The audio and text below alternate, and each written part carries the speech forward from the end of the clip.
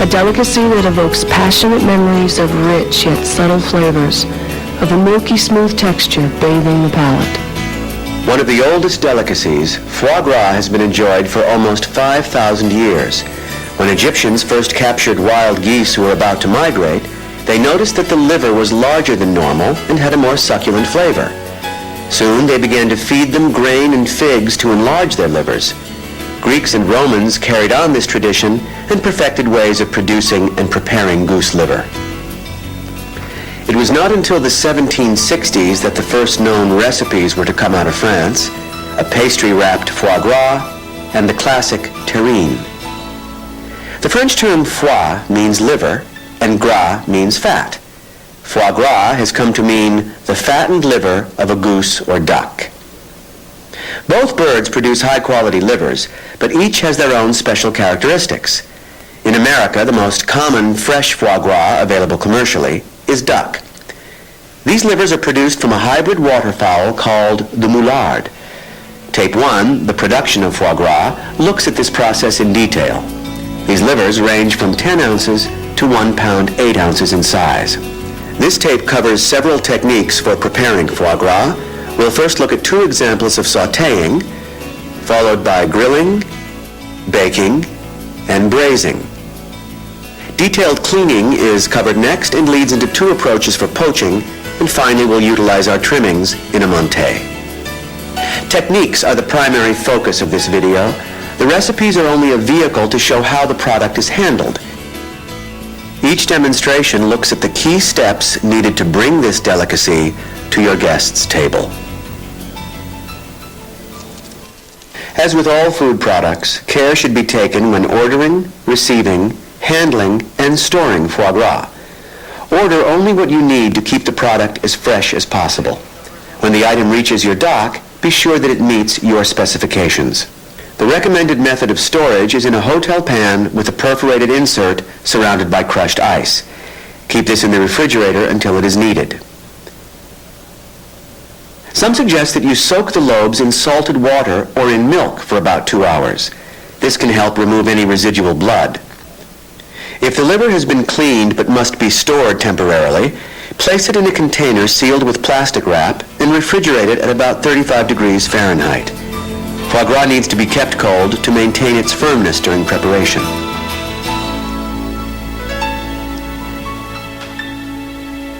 Sautéing is the most widely used technique for preparing foie gras. Chef Rogers works towards the right balance of flavor, a perfectly seared surface, and a properly cooked, moist interior. Inspect the outside of the liver first and remove any visible bruises or blemishes. Check the firmness of the liver. This will help you determine that the liver is at a good temperature and will be easier to slice. Make sure that your slices are consistent. Equal thickness will ensure equal cooking time. You'll find that livers have a system of blood vessels running throughout. These have to be removed for both visual and textural consistency. With tweezers or pliers and a knife, inspect both sides of each slice. Fortunately, foie gras is fairly malleable and can be reshaped into a smooth surface. Season both sides of the slices liberally with salt and pepper. While the foie gras is cooking in the high heat, the extracted fats and seasonings will create an appealing texture and caramelized flavor. Sautéing is a dry heat method of cooking. Since the liver is already high in fat, there's no need to add oil. The pan is brought to an extremely high heat. As the foie gras warms, it can begin to melt, so you have to cook it immediately after slicing. For the same reason, you must cook it quickly to avoid excess fat loss. Actual cooking time here is approximately 1 minute. Pay close attention to the level of caramelization. There's a delicate balance between the crisp golden color of the seared surface and the amount of retained fat that keeps the interior tender. Good timing and the temperature of the pan play a crucial part in keeping the slice from melting. Turn the slices carefully and sear the other side. You'll notice how quickly the fat is rendered from the liver. Remove the slices from the pan and move on to any additional preparation. In this case, Chef Rogers sautés the minced shallots and chanterelles in the residual fat. pan is deglazed with the raspberry vinegar and seasoned. He'll let this cook for a short amount of time and then add some chopped chives and a small amount of walnut oil. After checking the flavor, the chef places the slices on a bed of baby greens dotted with haricots verts and fresh raspberries. Since timing is important, the plate of greens was prepared before the foie gras was sautéed. The chanterelles and dressings are spooned over the greens, and the plate is delivered to the guest. A warm salad of sautéed foie gras with raspberry vinaigrette. At L'Espinasse in New York City, executive chef Gras Kuntz has found unique ways to incorporate foie gras into his menu. One such appetizer is a fascinating presentation using two styles of foie gras. One, a terrine of foie gras layered with quince, and the other is a sautéed foie gras with spice-crusted venison and a rosehip salad, served with a coulis of rosehips. The chef takes a thin slice from a terrine that was prepared earlier. Preparing a terrine is demonstrated later in this video. The quince is sliced, poached, and formed with a round cutter. They are sandwiched together, trimmed, and then placed on a plate. The rosehip and beet salad is then prepared, and both are refrigerated for later use. Chef Kuntz first checks the firmness of the liver and then for any signs of a greenish coloring from the gallbladder. This must be scraped away or it will corrupt the entire flavor of the dish and turn it bitter. The liver is sliced on the bias with a warm knife. Again, all visible veins must be removed. The best presentation can be marred by unsightly specks of red and black in a slice of foie gras. The thin edges can be trimmed off and rounded for a neater appearance when cooking. We have finished the salt. After seasoning with salt and pepper, the items are brought to the stove to be sautéed. At this stage, things have to move quickly so the foie gras doesn't have a chance to sit by the heat and start to melt. Organizing the work area for smooth actions, the chef explains that he'll cook off the venison first because it takes longer to cook and will retain its heat better. Notice, he puts the foie gras pan on a back burner to get it extremely hot while he's cooking the venison. When the venison is done, he moves over to the foie gras. The chef has found that it's best to start with the slice at the top of the pan, check the coloration of the foie gras, and then come down to the center of the pan. With its high fat content, foie gras can support an enormous amount of heat. The chef turns the slice to sauté the other side. Notice the rich caramelized color. A nice side note, use a cloth towel to wipe the excess particles and fat that build up in the pan, then move the slice back to the center. Chef Kuntz uses his sense of touch to determine the doneness of the slice. When ready, the foie gras is removed from the heat and placed on an absorbent towel to drain the excess fat. The pieces are now ready to be assembled in the final presentation. The venison is sliced to create a pocket to hold the foie gras. This type of construction builds a plate in an upward fashion, creating both form and depth. The unique use of rose hips brings an acidic element that complements the foie gras perfectly. The completed dish delivers to the guest a delicacy both cold and hot. Foie gras is easily adapted to today's contemporary cuisines. Grilling is a good example of breaking tradition. Chef Phillips uses this high-heat method of cooking and combines it with southwestern flair. As in sautéing, half-inch medallions are sliced and the veins are carefully removed. For this preparation, the slices are liberally salted. Pepper is already one of the ingredients in the seasoning mix. The slice is pressed into a spice dish containing allspice, cloves, cinnamon, coriander, cumin, garlic, pepper, oregano, and fennel seeds. Pressing the slices firmly will help keep the seasoning in place. The chef recommends letting this marinate for 1 hour. The slices are placed on a preheated, properly cleaned and oiled grill. A thin layer of wood chips is placed on the rocks of the gas grill to infuse a wood-smoked flavor. Starting with a medium flame, the pieces are angled to achieve the appropriate markings. You'll notice that as the foie gras cooks, the rendered fats begin to feed the flames, raising the cooking temperature. Cooking time is only about a minute or so, so you must stay focused. The grilling technique is perfect for the fast-paced kitchen. After the second side has been cooked, carefully move the slices to some absorbent toweling. The slices are finally presented on a bed of blackened tomatilla salsa dressed with a corn tortilla. A glass of Gewürztraminer would accent this perfectly. Taking a lead from an old country-style preparation, Chef Higgins demonstrates an inventive prosciutto-wrapped foie gras baked in a loaf of bread. A large lobe, already cleaned and seasoned, is placed in plastic wrapped and formed into a cylinder. The idea is to get a consistent diameter that's 2 to 2.5 inches thick. The process of baking needs to cook the foie gras throughout. A second piece of plastic wrap is used to lay out the prosciutto. Overlap the slices a little, building an area that will cover both the length and the circumference of the cylinder.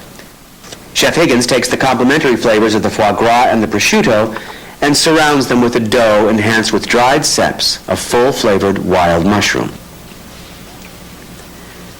The foie gras cylinder is centered on the prosciutto. Taking the ends of the plastic wrap, the prosciutto is wrapped around the foie gras all at once. This simplifies the handling and gives a more uniform result. A slight amount of pressure will keep the slices in place. The dough has had a chance to ferment to 2 or 3 times its original size. It is a mixture of water, yeast, salt, high gluten flour, but with the addition of the ceps. Cut off a large enough portion to surround the cylinder. This is pulled into a rectangular shape to a thickness of about 1/2 inch. Remember to keep the surface dusted with flour to keep the dough from sticking. Position the foie gras in the center of the dough and pull the edges over the top of the cylinder. Take the other side and overlap the dough. Crimp the edges so that the foie gras and prosciutto are completely encased and proof it briefly. The seam will end up being the bottom of the loaf and will not be visible. Move the loaf over to a baker's peel that has been lightly sprinkled with cornmeal. Hide the seam by turning over the loaf. To accelerate the browning of the crust and to add flavor, the chef brushes on a thin coat of olive oil. Even though it is not commonly associated with foie gras, the olive oil is well suited to this baking method. The loaf is delivered to an oven lined with clay tile and baked at 450 degrees. A light initial steam is recommended if available. During baking, it's important to monitor the cooking process, but you must keep the oven door closed as much as possible. Here, the loaf is about halfway done. Cooking time is 20 to 30 minutes, depending on the oven and the size of the loaf. When the loaf has reached a dark golden brown color and feels firm to the touch, it should be removed from the oven. The peel is used to deliver the loaf to the work area, where it is left to rest for at least 15 minutes.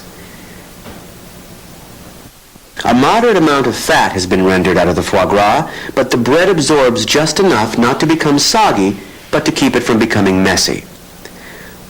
While resting, another coat of olive oil is brushed on and topped with a sprinkling of coarse salt.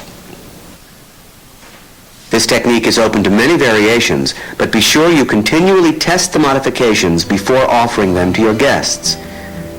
Serve at room temperature and slice tableside, whether it's a formal setting or a cozy countryside gathering. Braising is our first look at a moist heat cooking method. Chef Keith turns to some old world flavors for this delicious entree. This is one of the few techniques where the whole liver is cooked at one time. The chef examines the exterior and removes any visible membranes or veins. This liver still has some green bile that must be removed to keep the whole batch from turning bitter. First, he renders the bacon lardons in an oval copper brazier. Cook this over medium heat until it turns brown and crispy. The bacon pieces are removed for later use. Keep the rendered fat over a flame and return to the liver. Both lobes are seasoned liberally with salt and pepper on all sides. This seasoning helps flavor the seared surfaces as well as the whole dish. Sear the lobes on as many sides as possible. The bacon fat encourages a nice caramelized color that gives it a desirable, characteristic flavor. Similar to frying, the process of searing is actually considered a dry heat stage within this braising technique.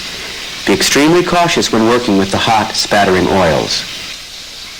When you've got the foie gras up to a golden caramelized color, remove the lobes, put them aside, and start on the moist heat part of the preparation. Pour off all but about 2 teaspoons of the fat.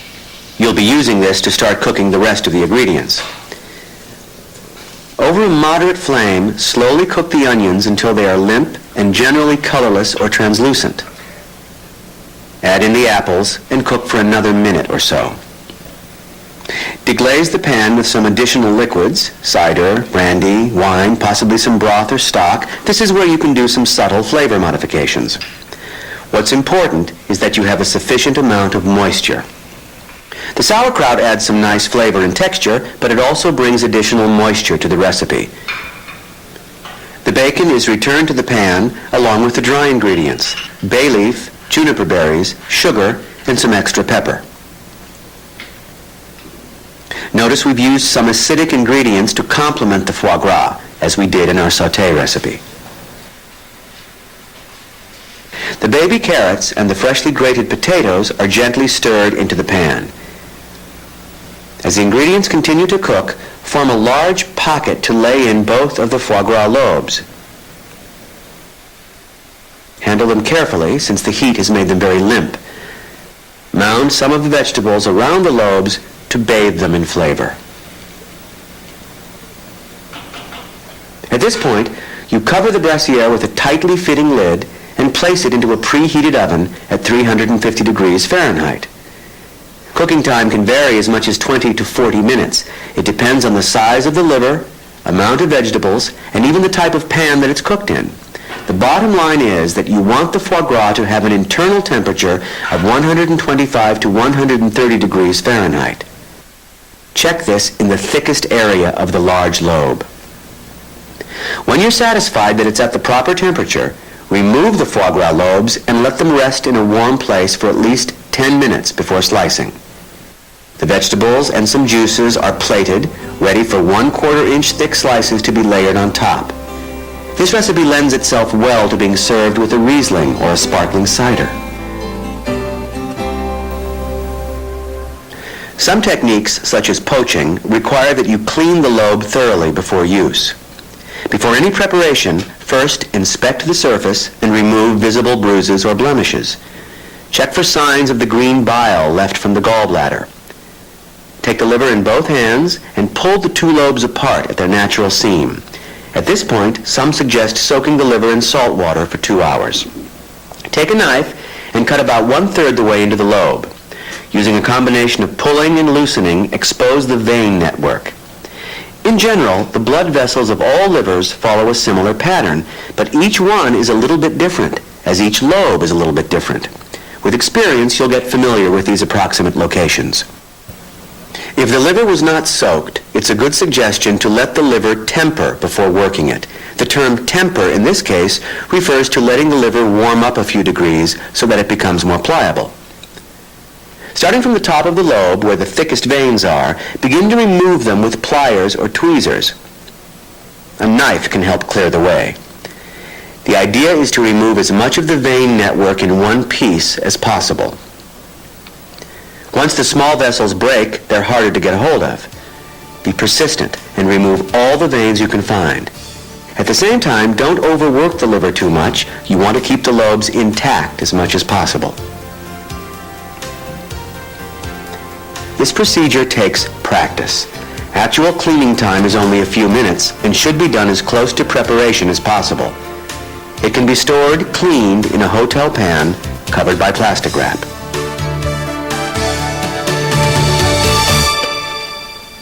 Michael Ganor gives us a look at a simple foie gras terrine. This should be prepared 3 to 5 days before its intended use. Michael explains that you start by marinating enough liver to fill your terrine mold, in this case 4 to 6 ounces. Terrines can range all the way up to 3 pounds, and the technique is the same. Season the liver on both sides with kosher salt and freshly ground pepper. Optional spices could be used at this time to modify the final flavors. Place the seasoned liver into a large enough ramekin or bowl to hold both the foie gras and the marinating liquid. Here we're using a couple of tablespoons of Sauterne, though this could easily be a port wine or a brandy like cognac or Armagnac. Cover the ramekin with plastic wrap and return it to the refrigerator for 12 to 24 hours. Classically, a terrine is the name of a fairly deep earthenware dish with straight sides and a tightly fitting cover, though it's also used to describe the item being cooked, in this case, a foie gras terrine. The next day, the marinated foie gras is removed from the refrigerator, placed on a cutting board, and sliced into large pieces that will fit snugly into the mold. Fill the mold up to the inner lip and press the pieces down tightly to avoid air pockets. Notice that the smooth sides of the pieces were used to line the bottom and the top of the terrine.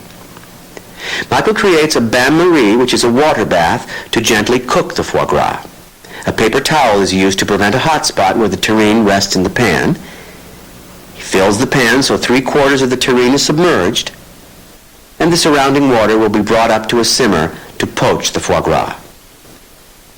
The bain-marie is moved to a preheated oven set to 210 to 225 degrees Fahrenheit. While cooking, the water should be no more than 150 degrees Fahrenheit. Covering the pan is preferred, but is optional depending on the cookware. The foie gras is cooked to an internal temperature of 120 degrees Fahrenheit. This is the proper temperature for the terrine, but be sure you check your local and state health regulations. Let the terrine rest for a half an hour, then pour off the fat. This form-fitted piece of styrofoam is wrapped in cellophane and weighted down to uniformly press out the excess fats. This is then put in a hotel pan and refrigerated for a few days to mellow and mature. When you're ready to serve the terrine, bring it to your work area, remove the weight, and carefully pull off the styrofoam form. To neaten up the appearance, smooth out the top. Touch up the edges of the terrine with a side towel and optionally score it in a cross-hatched pattern if it is to be served as is. This layer of fat acts as a natural airlock and keeps the flavors fresh. Foie gras terrines can be served in elegant surroundings. They can be sliced and used in other dishes, as seen in Chef Kunz's sauté dish, or scooped out with a warm spoon and served on slices of bread, complemented with a glass of white wine. A traditional galantine is a meat or poultry rolled, formed in its own skin, poached, and served cold. This modern variation of the galantine follows a technique similar to that of the terrine, though it is a more involved process. As with the terrine, marinate the foie gras and store it overnight, covered in plastic wrap. Chef John O'Hare positions 2 to 3 pounds of marinated liver on moistened cheesecloth to be wrapped. The piece of cheesecloth should be long enough to wrap the liver in several layers. He carefully advances each roll, compressing the foie gras to form a tight cylindrical shape. Crimping each end, he pushes the liver toward the center. An assistant is recommended to help maintain the compact shape while the chef prepares to tie the ends. Using butcher's twine, he wraps the ends tightly and ties several knots. The body of the cylinder is supported by 2 moistened cheesecloth bands that are tied and trimmed. This is then stored in a hotel pan under plastic wrap for 12 to 16 hours. Working with cheesecloth is a more traditional method that allows the transfer of flavors from the cooking liquid. Plastic wrap is an acceptable modern alternative, though you won't have the same flavor transfer. The cylinder is lowered into a pan of warmed stock. To keep it completely submerged, use small plates to weigh the galantine down. This is cooked at a very slow simmer for 30 to 45 minutes, depending on the size. To minimize the amount of fat rendered from the liver, the cooking liquid should be maintained at 160 degrees Fahrenheit, so check the temperature often to be sure there are no hot spots. This could have been cooked in the oven, as we did with our terrine, but the chef finds monitoring the cooking process easier on the stovetop. Check the internal temperature and be sure it's reached 120 degrees. Remove it from the liquid and rewrap the liver tightly in a new piece of cheesecloth. Follow the same procedures for wrapping and tying as you did before. The stock is strained through a china cap and cooled by an ice bath. The liquid and the galantine are placed back in the refrigerator overnight. The next day, Chef O'Hare pulls the galantine from the refrigerator. Breaking the fat seal, he removes the cylinder and cleans away the fat and gelatinous stock. This last stage is to prepare it for service. The cheesecloth bands are removed and the galantine unrolled. The various stages of cooking, re-rolling, and cooling have created a nicely compressed galantine. A final wrap of plastic wrap will keep the foie gras fresh and can be pulled out just before service time. Use a knife that's been rinsed in warm water to cut slices about 1/8 of an inch thick. This dish is served cold with sliced apples, a fruit compote, and a raspberry coulis. Foie gras is a premium item, so utilizing your trimming is highly recommended. The Monté technique is excellent for this, but is not limited to trimmings. The foie gras is cut into small pieces and combined with butter in equal amounts. This technique provides two possible uses. One, as a glaze or compound butter to accompany a dish, or two, to enrich a sauce. The term Monté means to mount, in this case, heighten or raise up the richness of a sauce. In a food processor, emulsify the mixture until it reaches a smooth, uniform consistency. After 3 or 4 repetitions of pureeing and scraping down the sides, the mixture is pressed through a tammy, or sieve, which is placed over a sheet of parchment paper. This removes impurities, such as pieces of blood vessels, sinew, or other particles. Notice how creamy and pliable the foie gras butter mixture has become. A rubber spatula is helpful for cleaning out the food processor. Do this for all the mixture and scrape any excess onto the parchment paper. To facilitate handling and storage, Chef Rogers uses the parchment paper to wrap up the mixture to be chilled. The foie gras is loosely formed into an elongated shape with the spatula. This is then rolled in the parchment paper to a diameter of 1.5 to 2 inches. A large flat-edged object, like a hotel pan or a tray, can help to form a tight, consistent roll. Continue to roll this with your hands and crimp the ends. Tying is not necessary. Place the roll in the refrigerator for a minimum of 2 hours. It can be held for up to a week and used periodically as part of your mise en place. When needed, pull the roll from the fridge and slice the desired amount. Here we'll be cutting 1/4 to 1/2 inch slices and placing them on ice. At this point, they could be heated as is and used as a glaze, or chilled further to cut thin slices and laid directly onto a piece of fish or beef as you would a compound butter. We'll be using our slices instead to enrich a classic red wine sauce. The sauce is being heated to a simmer on an induction cooker, and the slices are incorporated with a whisk. This induction cooker is handy for setting up a separate station and adds little or no additional heat to the kitchen.